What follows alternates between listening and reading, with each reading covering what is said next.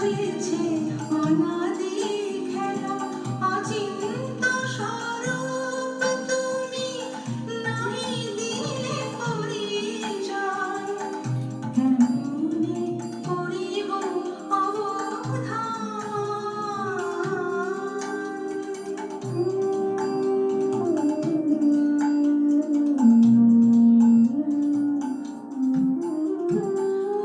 তোমারি দেওয়া তনু, তোমারি দেওয়া মন, তোমারি দেওয়া প্রাণ, তোমারি দেওয়া ধন, তোমারি সকলি দেওয়া, তোমারি করিয়া লওয়া, আমি কি করিতে পারি দান, তোমায় কি দিয়ে বুঝিব ভগবান।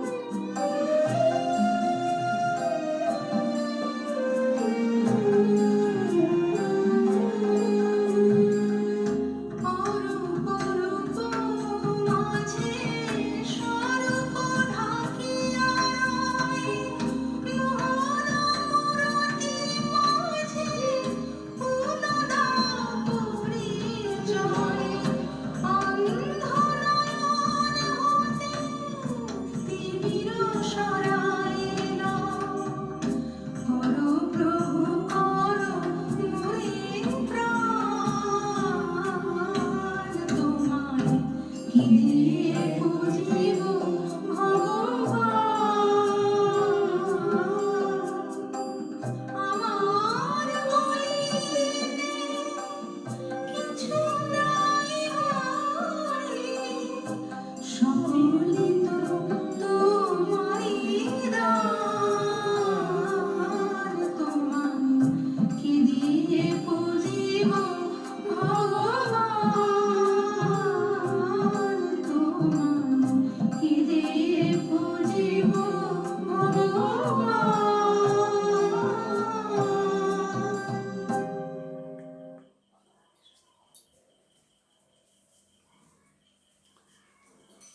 এই মহাপুরুষের উদ্দেশ্যে ভগবানের সঙ্গে তুলনা করেই ওনাকে শ্রদ্ধাঞ্জলি নিবেদন করলাম। 1916 সালের 25শে সেপ্টেম্বর উত্তরপ্রদেশের মথুরা জেলার নাগলা চন্দ্রভান নামক গ্রামে পণ্ডিত ভগবতী প্রসাদ উপাধ্যায় ও শ্রীমতী রামপিয়ারি দেবীর ঘরে জন্মগ্রহণ করেন।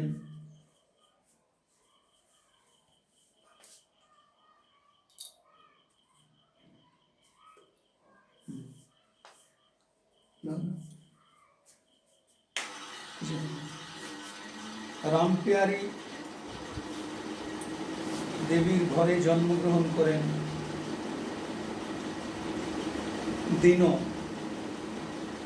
শিশু দীন একাত্ম মানববাদ দর্শনের প্রবক্তা পণ্ডিত দীনদয়াল উপাধ্যায় 1937 সালের তরুণ প্রচারক ভাওরাও দেওরসের সঙ্গে পরিচয় ও সঙ্গে প্রবেশ। কথায় আছে রতনে রতন চেনে, কথায় আছে রতনে রতন চেনে। ভাওরাও এর সঙ্গে প্রথম পরিচয়ের পর থেকেই বন্ধুত্ব গড়ে ওঠে আমাদের এই মহাপুরুষের। দুজনেই তরুণ, প্রতিভাধর, হৃদয়ের রাষ্ট্রের প্রতি সমান অনুভব তাদের বন্ধুত্বকে আরও দৃঢ় করে তোলে।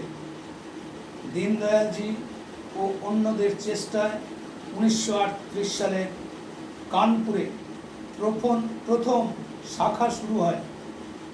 সেই বছরেই দীনদয়ালজি নাগপুরে আয়োজিত যে সংঘ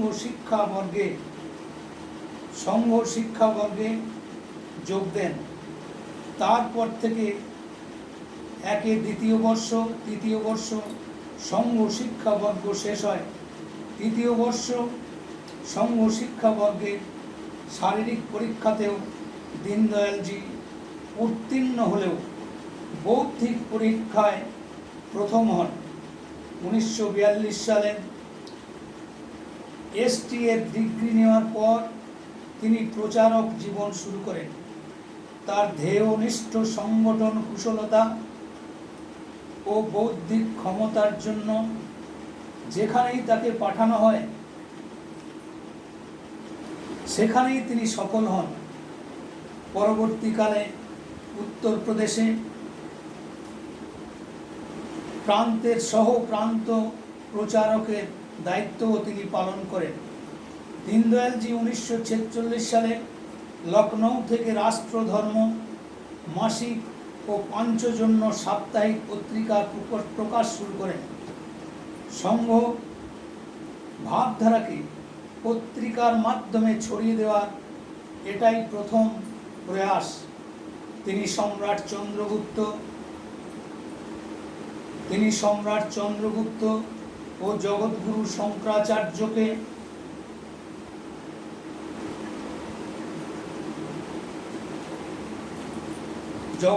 শঙ্করাচার্য নামক দুটি প্রেরণাদায়ী ঐতিহাসিক গ্রন্থ রচনা করেন।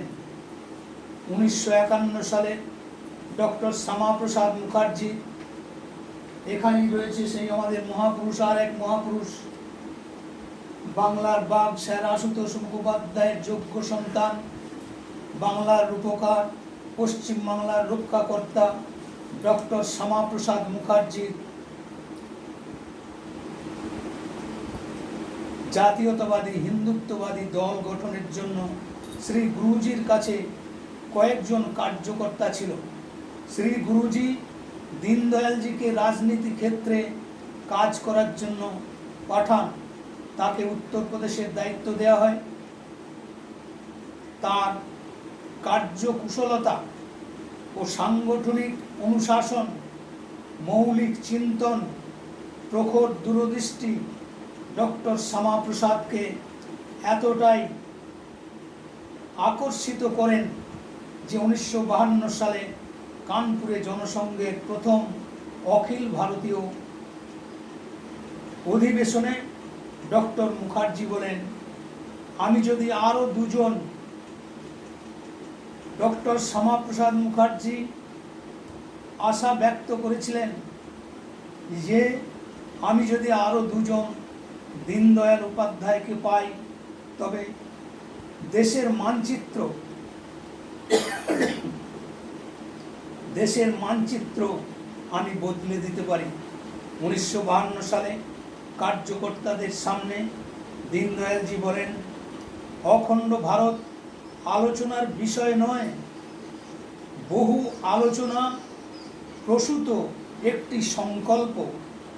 1967 সালে কালিকট অধিবেশনে দীনদয়ালজিকে জনসংঘের সভাপতির দায়িত্ব দেওয়া হয়। ততদিনে জনসংঘ কয়েকটি প্রান্তের শাসক দলে পরিণত হয়েছে। দীনদয়ালজির সুযোগ্য নেতৃত্বে যখন দেশ একটি সুস্থ জাতীয়তাবাদী রাজনৈতিক বিকল্প রূপে প্রকাশ পেতে চলেছে, দেশবাসীর মধ্যে এই বিশ্বাস দৃঢ় থেকে দৃঢ়তর হচ্ছিল, ঠিক সেই সময়ে 10ই ফেব্রুয়ারি 1968 সালে রাত্রে লখনৌ থেকে পাটনার যাত্রাপথে পণ্ডিত দীনদয়ালজিকে ট্রেনের মধ্যেই হত্যা করা হয়। দীনদয়ালজির জন্য রাজনীতি সাধ্য নয়, ছিল সাধনা মাত্র। তিনি চাইতেন ভারতীয় মূল্যবোধ আধারিত যুগানুকূল ও সামাজিক, অর্থনৈতিক, রাজনৈতিক রচনা, স্বয়ংসেবক সংঘের স্বয়ংসেবকত্ব সম্পর্কে তিনি বলেন, আমাদের বাস্তবিক স্বয়ংসেবকত্ব হলো আমরা যেন আমাদের মহান ধ্যেয়, মহান লক্ষ্য প্রাপ্তির জন্য সদা সর্বদা যত্নশীল থাকি। আমাদের আদর্শ হলো ডাক্তারজির, যিনি সভা সংস্থার মৌসুমী সদস্যদের একদিকে ঠেলে আমাদের প্রকৃত স্বয়ংসেবকত্ব প্রদান করেছেন। তিনি সমাজ ও দেশের জন্য জীবন সমর্পিত কার্যকর্তা তৈরি করেছেন। আমাদের হিন্দুত্বই আমাদের স্বয়ংসেবকত্ব। আমরা স্বয়ংসেবক কেবল শাখাতেই নয়, শাখার বাইরেও। যেখানে হিন্দু জড়ো হয়েছে শুধু সেখানেই আমরা হিন্দু নই, বরং আমাদের মধ্যেও আমরা হিন্দু। যারা হিন্দু নয়, আমাদের ব্যবহার এমন হবে যেন তারা মনে করে হিন্দু এমন তেজস্বী হয়। আমাদের মনে গেঁথে নিতে হবে যে হিন্দু সংস্কৃতি, হিন্দু পরম্পরা, হিন্দু ধর্ম, হিন্দু জীবন পদ্ধতি ও হিন্দু ব্যবহার সবকটিরই আমরা প্রতিনিধিত্ব করছি। তাই এই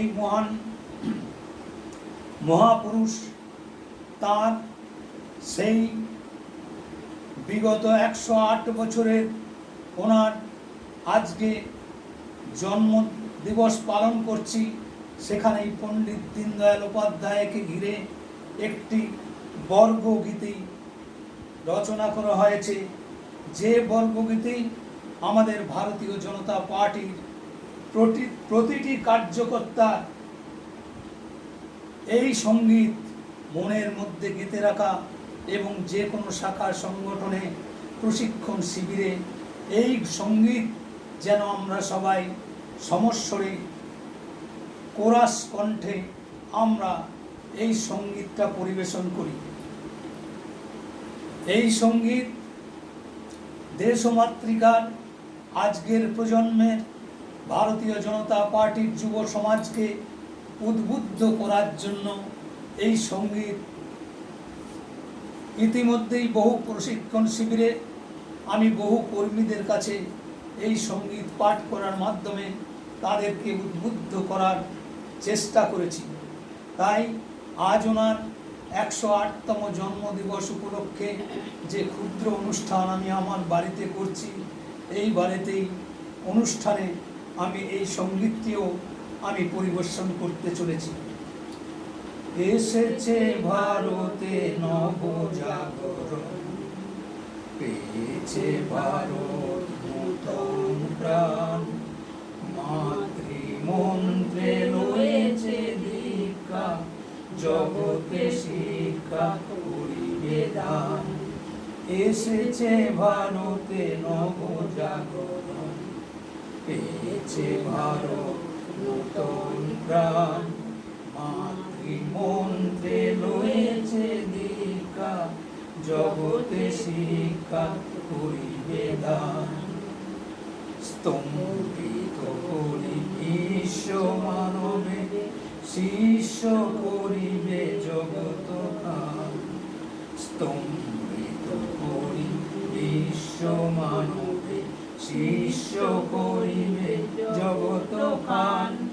পেয়েছে সে আজ পূর্ণ বারতা, শোনে সকলে পাতিয়া খান। এসেছে ভারতে নবজাগরণ, পেয়েছে ভারত নূতন প্রাণ, মাতৃমন্ত্রে রয়েছে দীক্ষা, জগতে শিক্ষা করিবে দান।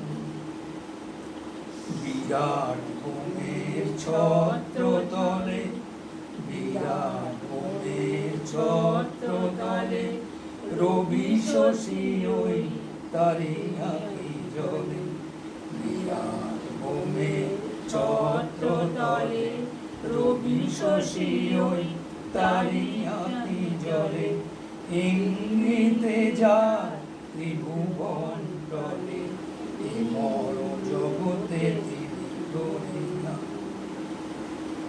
বিরাট ভোগের ছত্র তলে রবি শশী ওই তারি আঁখি জলে ইঙ্গিতে যায় ত্রিভুবন টলে এই মর জগতে তিনি গড়িয়ান অমৃত তিনি শাশ্বত তিনি অমৃত তিনি শাশ্বত তিনি তারি অর্ঘ করিব দান অমৃত তিনি শাশ্বত তিনি তারি অর্ঘ করিব দান এসেছে ভারতে নবজাগরণ পেয়েছে ভারত নূতন প্রাণ মাতৃমন্ত্রে রয়েছে দীক্ষা জগতে শিক্ষা করিব দান।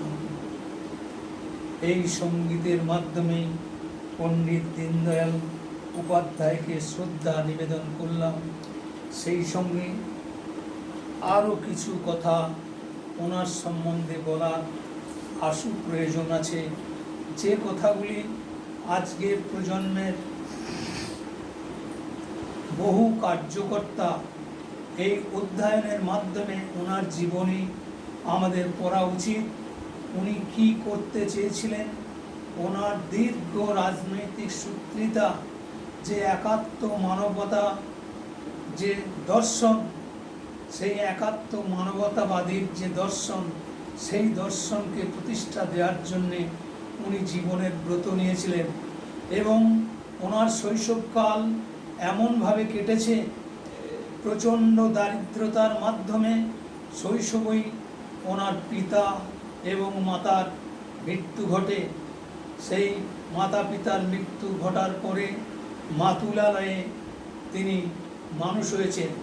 ছোটবেলা থেকেই দেশের প্রতি তার একটা আনুগত্য, এই ভারতবাসীর প্রতি তার একটা আলাদা আনুগত্য, এটা প্রতিটি ছত্রে ছত্রে তিনি তার প্রমাণ দিয়েছেন। শৈশবে স্কুলে যখন যেতেন, স্কুলে ওনার পোশাক পরিচ্ছদের মধ্যেও এমন একটা বিষয়বস্তু দৃষ্টি আকর্ষণ করেছিল, যেটা নিয়ে তৎকালীন সময়ে ওনাকে নানা রকমভাবে কটূক্তির সম্মুখীন হতে হয়েছিল। কি সেই বিষয়? উনি শৈশবেই স্কুলে পাঠরত অবস্থাতেই উনি ধুতি পাঞ্জাবি পরে স্কুলে যেতেন। তার মানে কি, পাশ্চাত্য সভ্যতার অনুকরণে যারা আরও অন্যান্য ছাত্র ছাত্রীরা স্কুলে অধ্যয়নে পড়াশুনো করবার জন্য যেত, উনি কিন্তু একটা ব্যতিক্রমী চরিত্র হিসেবে নিজেকে প্রকাশ করেছিলেন, যে ভারতীয় সংস্কৃতি, ভারতীয় ঐতিহ্য এবং হিন্দুদের যে গরিমা এবং ভারতীয় যে পরম্পরা, তার প্রতি, ভারতীয় সংস্কৃতির প্রতি পূর্ণ শ্রদ্ধাশীল হয়ে তিনি তার দৈনিক জীবনধারা পর্যন্ত সেইভাবেই তিনি পালন করার চেষ্টা করেছেন। তাই স্কুলের মধ্যেও তৎকালীন সময়েও দীনদয়ালজিকে পণ্ডিত বলে ব্যঙ্গ বিদ্রূপ করা হয়েছে, কিন্তু উনি নিজের লক্ষ্যে অবিচল থেকে সেই সময়ের উক্ত স্কুলের যে শিক্ষক মণ্ডলী, তাদেরকেও তিনি বুঝিয়ে দিয়েছিলেন যে কোনো অবস্থাতেই আমি সত্যের দিক থেকে মুখ ফিরিয়ে নেব না, কোনো অবস্থাতেই আমি ভারতবাসী হিসেবে একজন ভারতীয় সংস্কৃতির প্রতি আমার যে শ্রদ্ধা, কারো প্রলোভনে, কারো উপঢৌকন পেয়ে আমি তাকে জলাঞ্জলি দিয়ে আমার নিজের যে লক্ষ্য, সেই লক্ষ্য থেকে লক্ষ্যভ্রষ্ট আমি কোনো মতেই হব না, এটা তার দৃঢ় সংকল্প ছিল। সেই সংকল্প উনি যথাযথভাবে পালন করেছিলেন এবং শিক্ষা দীক্ষায় যথেষ্ট উত্তীর্ণ হয়ে, শিক্ষাতেও তিনি প্রতিটি, বিশেষ করে ইংরেজি এবং অঙ্ক, এই যে সাবজেক্ট, এই সাবজেক্টের উপরে ওনার যথেষ্ট দখল এবং প্রথম স্থান অধিকার করবার উনি যথেষ্ট কৃতিত্ব অর্জন করেছেন। এই সমস্ত গুণাবলীর একটা মানুষ হিসেবে নিজেকে আত্মপ্রকাশ করেছিলেন এবং ওনার দীর্ঘ যে জনসংঘের যে দায়িত্ব পালন করেছিলেন, সেই দায়িত্ব পালনের মধ্যেও তিনি প্রতিটি যে যে দায়িত্ব ওনাকে দেওয়া হয়েছিল সেই সমস্ত দায়িত্ব উনি কঠোরভাবে এবং প্রচণ্ড শৃঙ্খলার সাথে সেই দায়িত্ব পালন করে উনি সত্যিকারেই যে পণ্ডিত উপাধি কিন্তু তিনি অর্জন করেছেন। ঠাট্টা বিদ্রুপ করে যারা পণ্ডিত বলে তাকে ইগনোর করতেন, বিদ্রুপ করতেন, উনি বাস্তবে তিনি তার শিক্ষা দীক্ষা, তার চলাফেরা, জীবনশৈলীর মধ্যে দিয়ে রাজনৈতিক অঙ্গনে আসার পরেও রাষ্ট্রীয় স্বয়ংসেবক সংঘের তত্ত্বাবধানে এসেও তিনি যেভাবে দৃষ্টি আকর্ষণ করেছিলেন তার জন্য কোনো প্রশংসাই আজকের দিনে যথেষ্ট নয়। তাই পণ্ডিত দীনদয়াল উপাধ্যায়কে সশ্রদ্ধ বিনম্র শ্রদ্ধাঞ্জলি জানিয়ে তার এই যে প্রতিকৃতি, এই প্রতিকৃতির ওপরেই শ্রদ্ধা নিবেদন করে আজকের এই ক্ষুদ্র অনুষ্ঠান আমি এখন সমাপ্ত করছি। বন্দে মাতরম, ভারত মাতা কি জয়। पंडित दीनदयाल जी अमर रहे। पंडित दीनदयाल जी लौह प्रणाम। भारतीय जनता पार्टी जिंदाबाद। भारत माता की जय।